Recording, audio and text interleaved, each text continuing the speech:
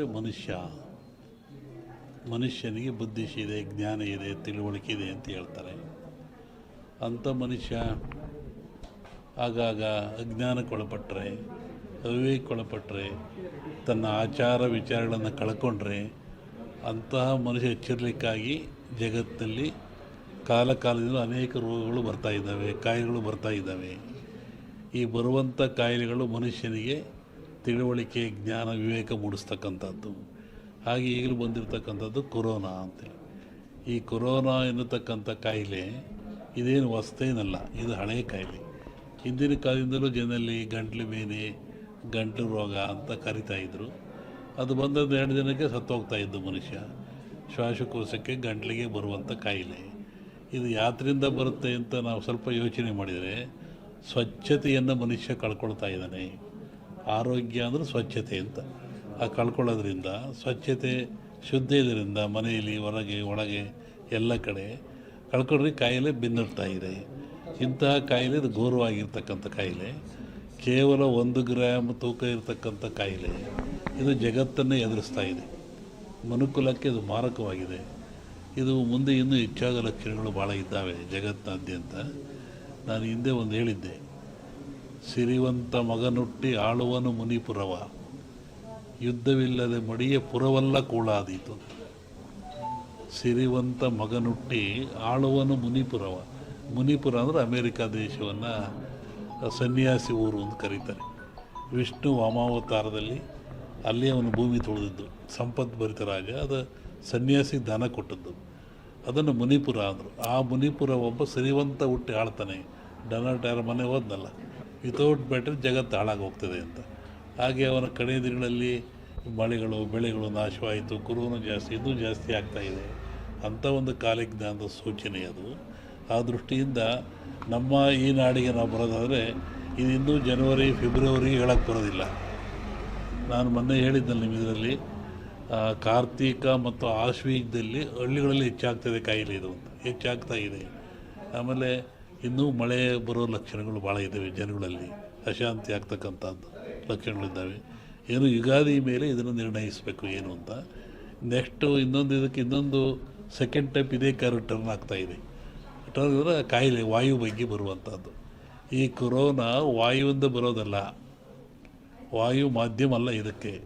Corona ತೂಕವಾಗಿರುತ್ತೆ. ಇದು ತೂಕವಾಗಿರೋದ್ರಿಂದ ಕೆಮ್ಮಿದರೆ, ಕೆಕ್ಕಿಸಿದರೆ, ಉಗಿದ್ರೆ ಕಫ ಬಂದು ಆ ಕಫ ನಮ್ಮಲ್ಲಿ ಬರ್ತದೆ, ವೈರಸ್ ಅಂತ. ಈಗ ನೆಕ್ಸ್ಟ್ ಇದು ಇನ್ನೊಂದು ಸ್ಟೆಪ್ ಏನು, ವಾಯು ಗಾಳಿಯಿಂದ ಬರುವಂಥದ್ದು. ಅದು ಬಂದು ಮಾನಸಿಕ ವಾಸ್ತೆ ತರುವಂಥ ಕಾಯಿಲೆ ಇದೆ. ಅದ್ರ ಬಗ್ಗೆ ಇನ್ನೂ ಒಂದು 2-3 ತಿಂಗಳು ಕಳೀಬೇಕು ಅದು ಅದರಲ್ಲಿ. ಅದು ಒಟ್ಟು ಮನುಷ್ಯ ಎಚ್ಚರವಾಗಿದ್ದು ಆರೋಗ್ಯ ಕಾಪಾಡ್ಕೊಂಡು ಸ್ವಚ್ಛತೆಯನ್ನು ಕಾಪಾಡ್ಕೋಬೇಕು ಮನುಷ್ಯ. ಅವ ನೈರ್ಮಲ್ಯವನ್ನು ಕಾಪಾಡ್ಕೋಬೇಕು. ಅದು ಭಾಳ ಮುಖ್ಯವಾದ್ದು. ನಾವೇನು ಹೇಳೋಕ್ಕೋ ಅದ್ರ ಬಗ್ಗೆ. ಅದು ಹಾಗೇನಿಲ್ಲ. ಮೊನ್ನೆ ಗ್ರಹಣಗಳು ಎಲ್ಲ ಬಂತಲ್ಲ, ಇದು ಭಾರತ ಕಂಡ ಜಗತ್ತಿನಾದ್ಯಂತ ಇದ್ರ ಭವಿಷ್ಯ ಅಂದರೆ ರಾಜಕೀಯ ವಿಪ್ಲವ ಅಂತದೆ. ಅಮೇರಿಕಾದಲ್ಲಾಯಿತು, ಮತ್ತು ಎಲ್ಲ ಕಡೆ ಆಗ್ತಾ ಇದೆಯಲ್ಲ. ಹಾಗೆ ಇಂಡಿಯಾನೂ ಸೇರಿದಂತೆ ಜಗತ್ತಿನಾದ್ಯಂತ ರಾಜಕೀಯ ವಿಪ್ಲವ ಆಗ್ತದೆ, ಏರಿಳಿತ ಆಗ್ತದೆ ಅಂತ ಒಂದು ಮಾತಿದೆ. ಅದರಲ್ಲಿ ಯಾವುದೇ ಗ್ರಹಣಗಳು ಫಲದಿಂದ ಅದಿನ್ನೂ ಡಿಸೆಂಬರ್, ಇನ್ನೂ ಒಂದು ಜನವರಿ ಒಳಗೆ ಟೈಮ್ ಇದೆ ಅದಕ್ಕೆಲ್ಲ. ಒಬ್ಬರು ವಿಷಯ ನಾನು ಹೇಳಲ್ಲ, ಜಗತ್ತು ರಾಜಕೀಯ ವರ್ಗದ ಬಗ್ಗೆ ವಿಪ್ಲವ ಅಂತ ಹೇಳ್ತಾರೆ.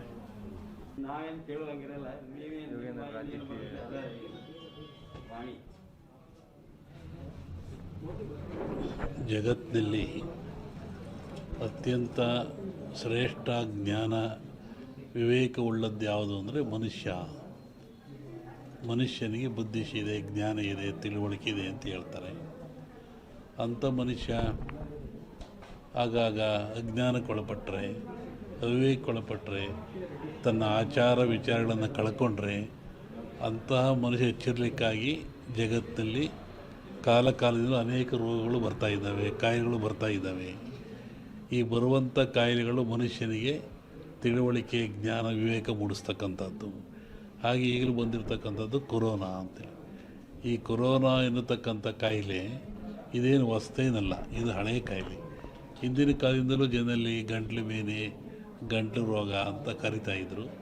ಅದು ಬಂದದ್ದು 2 ದಿನಕ್ಕೆ ಸತ್ತೋಗ್ತಾ ಇದ್ದು ಮನುಷ್ಯ. ಶ್ವಾಸಕೋಶಕ್ಕೆ ಗಂಟಲಿಗೆ ಬರುವಂಥ ಕಾಯಿಲೆ. ಇದು ಯಾತ್ರಿಂದ ಬರುತ್ತೆ ಅಂತ ನಾವು ಸ್ವಲ್ಪ ಯೋಚನೆ ಮಾಡಿದರೆ, ಸ್ವಚ್ಛತೆಯನ್ನು ಮನುಷ್ಯ ಕಳ್ಕೊಳ್ತಾ ಇದ್ದಾನೆ. ಆರೋಗ್ಯ ಅಂದರೆ ಸ್ವಚ್ಛತೆ ಅಂತ. ಆ ಕಳ್ಕೊಳ್ಳೋದ್ರಿಂದ, ಸ್ವಚ್ಛತೆ ಶುದ್ಧ ಇದರಿಂದ ಮನೆಯಲ್ಲಿ ಹೊರಗೆ ಒಳಗೆ ಎಲ್ಲ ಕಡೆ ಕಳ್ಕೊಂಡ್ರೆ ಕಾಯಿಲೆ ಬೆನ್ನರ್ತಾ ಇದೆ. ಇಂತಹ ಕಾಯಿಲೆ ಇದು ಘೋರವಾಗಿರ್ತಕ್ಕಂಥ ಕಾಯಿಲೆ. ಕೇವಲ 1 ಗ್ರಾಮ್ ತೂಕ ಇರತಕ್ಕಂಥ ಕಾಯಿಲೆ ಇದು ಜಗತ್ತನ್ನೇ ಎದುರಿಸ್ತಾ ಇದೆ. ಮನುಕುಲಕ್ಕೆ ಇದು ಮಾರಕವಾಗಿದೆ. ಇದು ಮುಂದೆ ಇನ್ನೂ ಹೆಚ್ಚಾದ ಲಕ್ಷಣಗಳು ಭಾಳ ಇದ್ದಾವೆ ಜಗತ್ತಿನಾದ್ಯಂತ. ನಾನು ಹಿಂದೆ ಒಂದು ಹೇಳಿದ್ದೆ, ಸಿರಿವಂತ ಮಗನುಟ್ಟಿ ಆಳುವನು ಮುನಿಪುರವ, ಯುದ್ಧವಿಲ್ಲದೆ ಮಡಿಯ ಪುರವಲ್ಲ ಕೂಳಾದೀತು. ಸಿರಿವಂತ ಮಗನುಟ್ಟಿ ಆಳುವನು ಮುನಿಪುರವ. ಮುನಿಪುರ ಅಂದರೆ ಅಮೇರಿಕಾ ದೇಶವನ್ನು ಸನ್ಯಾಸಿ ಊರು ಅಂತ ಕರೀತಾರೆ. ವಿಷ್ಣು ವಾಮಾವತಾರದಲ್ಲಿ ಅಲ್ಲಿ ಅವನು ಭೂಮಿ ತುಳಿದಿದ್ದು, ಸಂಪದ್ಭರಿತ ರಾಜ. ಅದು ಸನ್ಯಾಸಿ ದಾನ ಕೊಟ್ಟದ್ದು, ಅದನ್ನು ಮುನಿಪುರ ಅಂದರು. ಆ ಮುನಿಪುರ ಒಬ್ಬ ಸಿರಿವಂತ ಹುಟ್ಟಿ ಆಳ್ತಾನೆ. ಡೊನಾಲ್ಡ್ ಟ್ರಂಪ್ ಮನೆ ಹೋದ. ಆಹಾರ ತಯಾರು ಮಾಡ್ತೀವಲ್ಲ, ಅದು ಯಾವುದು? ಅಗ್ನಿಯ ಮುಖಾಂತರ. ಹಾಗೆ ಅಗ್ನಿ ಜಗತ್ತಿನ ಚರಾಚರಕ್ಕೆ, ಮನುಕುಲಕ್ಕೆ ಆದರ್ಶ, ಅವಶ್ಯಕ. ಅಗ್ನಿಯಿಂದ ಯಾವುದೂ ಇಲ್ಲ. ಧಾರ್ಮಿಕವನಾಗಿ ಅಗ್ನಿಗೆ ಭವಿಷ್ಯವನ್ನು ಕೊಡ್ತೀವಿ ಅಂತ ಹೇಳೋದು ಬಂದಾದರೆ, ಅದನ್ನು ವಿರೋಧ ಮಾಡೋದು ಒಳ್ಳೆತನ ಅಲ್ಲ. ಯಾಕೆ ವಿರೋಧ ಹೇಳಿದ್ರೆ, ಅಗ್ನಿಯೇ ಆಧಾರ ನಮಗೆ. ಅನ್ನ ಮಾಡಲಿಕ್ಕೆ, ಚಹಾ ಕುಡಿಲಿಕ್ಕೆ, ಒಂದು ರೊಟ್ಟಿ ಮಾಡಿಕೊಳ್ಳಲಿಕ್ಕೆ ಏನು ತಿನ್ನೋಕ್ಕೆ ಅಗ್ನಿ ಬೇಕು. ಅಗ್ನಿ ದೈವೋ ಭವ. ವೈಜ್ಞಾನಿಕವು ಅಗ್ನಿ ನಮಗೆ ಬೇಕಾಗ್ತಾನೆ. ಆನಂತರ ಕಟ್ಟಿಗೆಗಳು, ಹೊಸ್ವಿಯಕ್ಕ, ಮಾವು, ಮುತ್ತುಗ ಇವೆಲ್ಲ ಬರ್ತವೆ. ಒಂದೊಂದು ಗಿಡದಲ್ಲಿ ಒಂದೊಂದು ಶಕ್ತಿ ಇರ್ತದೆ, ಒಂದೊಂದು ಫಲವನ್ನು ಕೊಡ್ತವೆ. ಕಾಡಿನಲ್ಲಿ ಋಷಿಗಳು ಆಶ್ರಮದಲ್ಲಿ ಯಜ್ಞವನ್ನು ಮಾಡ್ತಾಯಿದ್ರು, ಹೋಮವನ್ನು ಮಾಡ್ತಾಯಿದ್ರು. ಅಂದರೆ ಆ ಧೂಮದಿಂದ, ಆ ಹೊಗೆಯಿಂದ ಪರಿಸರ ಶುದ್ಧವಾಗ್ತಾ ಇತ್ತು. ಮತ್ತೊಂದು ಒಳ್ಳೆ ಮಳೆ ಬೆಳೆಗಳು ಬರ್ತಾಯಿತ್ತು. ಕ್ರೂರವಾದ ಪ್ರಾಣಿಗಳು, ಕಾಡಿನಾಗ ಯಾರು ಇರ್ತಾರೆ? ಕ್ರೂರವಾದ ಪ್ರಾಣಿಗಳಿರ್ತವೆ. ಆ ಪ್ರಾಣಿಗಳು ಸಹಿತ ಮನುಷ್ಯನನ್ನು ಹಿಂಸೆ ಮಾಡಲ್ಲ. ಈ ಯಜ್ಞ ಮಾಡೋದ್ರಿಂದ, ಹೋಮ ಮಾಡೋದ್ರಿಂದ, ಆ ಬಂದ ಧೂಮದಿಂದ ಮನಸ್ಸು ಪರಿವರ್ತನೆಯಾಗಿ ಶಾಂತ ಸ್ವಭಾವಕ್ಕೆ ಬರ್ತವೆ. ಆವಾಗ ಮನುಷ್ಯನೊಂದಿಗೆ ಅವು ಸ್ನೇಹಿಗಳಾಗ್ತವೆ. ಅನೇಕ ಕಥೆಗಳನ್ನು ಕೇಳಿದ್ದೀವಿ. ಸ್ವಾಮಿಗಳಿದ್ದರು, ಅಲ್ಲಿ ಹುಲಿ ಬರ್ತಾಯಿತ್ತು, ಸಿಂಹ ಬರ್ತಾಯಿತ್ತು, ಹುಲಿ ಮೇಲೆ ಸ್ವಾಮಿಗಳು ಹೋಗ್ತಾಯಿದ್ರು. ಅಂದರೆ ಯಜ್ಞ ಯಾಗಾದಿಗಳ ಫಲದಿಂದ ಬರುವಂಥ ಹೋಮಾದಿಗಳ ಧೂಮದಿಂದ ಅವು ಮನಃಶಾಂತಿ